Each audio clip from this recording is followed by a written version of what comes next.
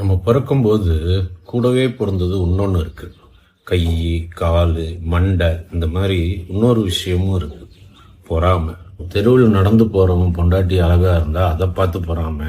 பக்கத்து வீட்டுக்காரன் காரை வாங்கிட்டா அதை பார்த்து பொறாமை. ஆபீஸில் நம்மளோட இன்னொருத்தருக்கு ப்ரமோஷன் கிடைச்சா அதை பார்த்து பொறாமை. இப்படி சொல்லிக்கிட்டே போகலாம். பொறாமை அது ஒரு கேன்சர் மாதிரி நம்ம உடம்புல பரவி பரவி பரவி பரவி அந்த ஃபீலிங்ஸ்லயே அது போட்டு நம்மளை நச்சரிச்சு கடைசி சமாதி வரைக்கும் அந்த பொறாமை இருந்துகிட்டே தான் இருக்கும். இதை இல்லைன்னு சொல்றவங்க எல்லாம் நம்பவே நம்பாதீங்க. முற்றிலும் துறந்தவங்கள்ல இருந்து யாரா இருந்தாலும் இந்த பொறாமை இருக்கதான் செய்யும். இந்த பொறாமைய நம்ம எப்படி இல்லாம வாழ்றது அப்படின்னு கேட்டீங்கன்னா வாழ முடியாது. இதுக்கு சொல்யூஷன் கிடையாது, இதுக்கு மருந்தும் கிடையாது. அப்ப என்ன பண்றது? எந்த ஒரு விஷயமா இருந்தாலும் நீங்க அது கூட மல்லுக்கட்ட அதோட பவர் ஜாஸ்தி ஆகிக்கிட்டே தான் போகும். அதே மாதிரி நீங்க பொறாமைய போட்டு ஐயோ நான் பொறாமையை நான் நிறுத்தணும் அது கூட சண்டை போட அதோட பவர் ஜாஸ்தி ஆகிட்டே போகும், அது வளர்ந்துகிட்டே போகும். நீங்க அதை ஒரு பார்ட் ஆஃப் நம்மளோட ஒரு ஹார்ட்டா எடுத்துக்கங்க. பொறாமையா வா நண்பா அப்படி ஓரமா உட்காரு. ஆமா பொறாமப்படுறேன், நான் என்ன பண்ண முடியும்?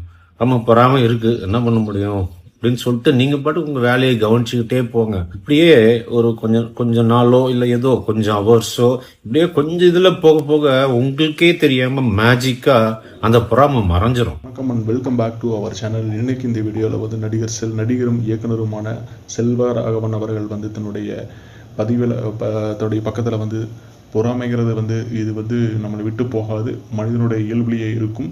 இந்த பொறாமையை நம்ம ஒழிக்க முடியாது, ஜஸ்ட் லிவிட் அப்படிங்கிற மாதிரி அமைதியாக இரு நண்பா ஓரமா அப்படிங்கிற மாதிரி இருந்தாவே கொஞ்சம் ரிலாக்ஸாக அப்படி காமாக நாம் என்ன பண்ணுறோம், நமக்கு என்ன வேணுங்கிறதுல அத்தியாவசியமாக இருந்தாவே போதும். இந்த பொறாமைங்கிறது நம்மளை விட்டு நிரந்தரமாக போயிடும். தயவு செஞ்சு அதை பற்றி ரொம்ப யோசிக்காதீங்க அப்படிங்கிற மாதிரி ஒரு அருமையான ஆன்சரை பண்ணியிருக்கிறாரு. ஸோ இது ரொம்ப வாழ்வுக்காக இருந்தாலும் சரி, வாழும் அனைத்து நெஞ்சங்களுக்கும் ரொம்ப உதவிகரமாக இருக்குங்கிறதுல எந்த வித மாற்று கருத்துமே இல்லை. ஸோ நம்ம சேனலுக்கு நீங்கள் புதுசுனா மறக்காமல் நம்ம சேனலை சப்ஸ்கிரைப் பண்ணிட்டு பாருங்கள். நன்றி, வணக்கம்.